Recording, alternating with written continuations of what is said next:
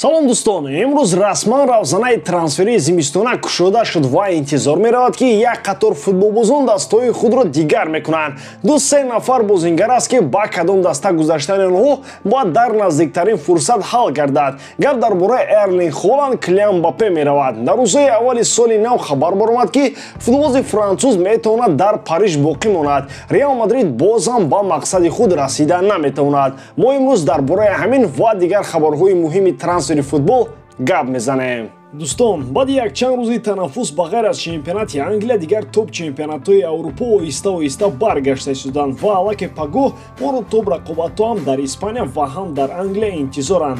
Тамошои бозиҳоро бо 1x метавонед ҷолибтар кунед. Регистратсияи осон, пур кардани маблағ аз тамоми гӯшаву канори дунё ва коэффициентҳои баланд. Вале аз ҳама муҳим, бонус то $100 дар аввалин пардохт бо промокоди AMG07. Ссилкаи бозӣ дар комментарияи ин видео.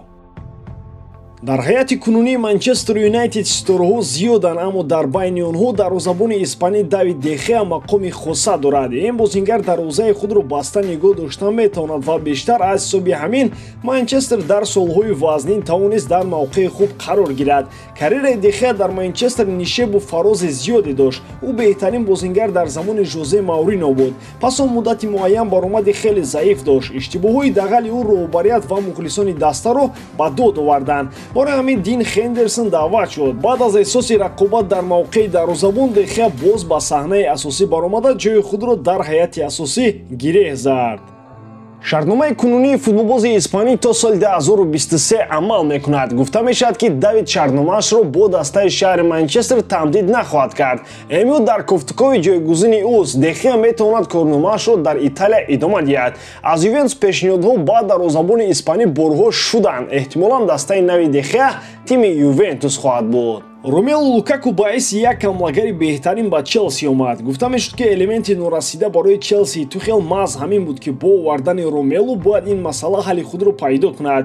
Дар ҷараёни мавсим тавре маълум шуд ин элемент аз тарафи манфӣ таъсири бештар дорад. Вақтҳои охир Тухел аз хизматҳои Лукаку кам истифода мекунад. ҳамлагари белгитабор ба Sky Sport мусоҳибаи ғайриоддӣ дод ки дар он аз ҷумла чунин гуфт: он ҳолате ки дар Челси дорам, аз он розӣ нестам. Ин чизи табиист. Сармураббии даста схемаи бозиро иваз кард ва ман бояд худамро ба он мутобиқ кунам. Ман дар Италия бисёр хушбахт будам. Аз ҳамаи мухлисони Интер узр мепурсам. Ман аз рафтанам пушаймонам. Агар ягон маротибаи дигар ба Интер баргардам, хеле хурсанд хоҳам шуд, гуфт Лукаку.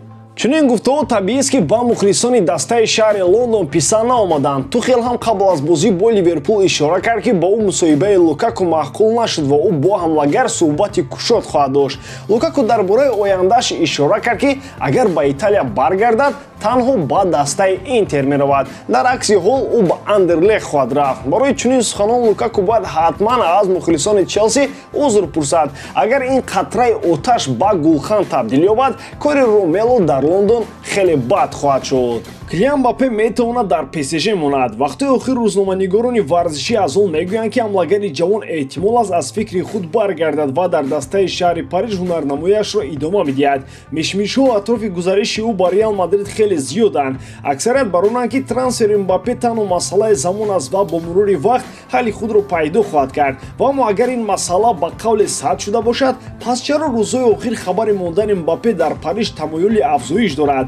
гуфта мешавад ки ҳамлагари 23 сола қарори рафтан ва нарафтан ба Мадридро танҳо пас аз бозии даври якашниҳои Лигаи Чемпионҳо бо иштироки дастаҳои Реал Мадрид ва ПСЖ хоҳад баровард. аммо бинед ки чӣ гуна вазъият дар як муддат метавонад куллан тағйир ёбад. чанд рӯз пеш ба рафтани Мбаппе ягон шаку шубҳа набуд. ҳамакнун бошад гуфта мешавад ки ҳамлагари фаронсавӣ метавонад андешаи худро иваз кунад. баъдан худи Мбаппе орзу дошт ку.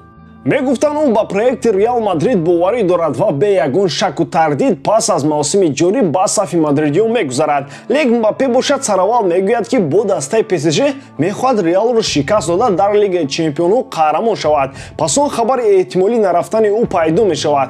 ҳама ин албатта ба фоидаи дастаи ПСЖ мебошад. дар Париж бовар доранд ки имконияти нигоҳ доштани ҳамлагари 23 сола вуҷуд дорад. парижиҳо дилхоҳ имконияти дар ҳайати худ боқӣ гузоштани Мбапперо 100 100% истифода хоҳанд бурд. Реал бояд дар ин мавзӯъ ором набошад ва ҳар чӣ зудтар бо Мбаппе қарордод бандад, ҳамон қадар беҳтар мешавад.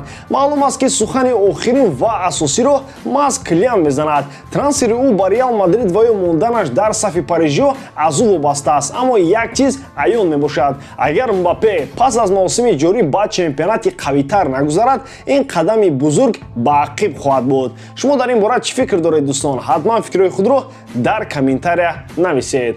ба ҳамин тамом боридан ки эҷодкории ман ба шумо писанд меояд, лайк, комментария ва дар канал обуна шуданро аз ёд набароред. Бо шумо мисли ҳар вақта Муҳаммад Гаиров. Хай дӯстон, дар паноҳи Аллоҳ.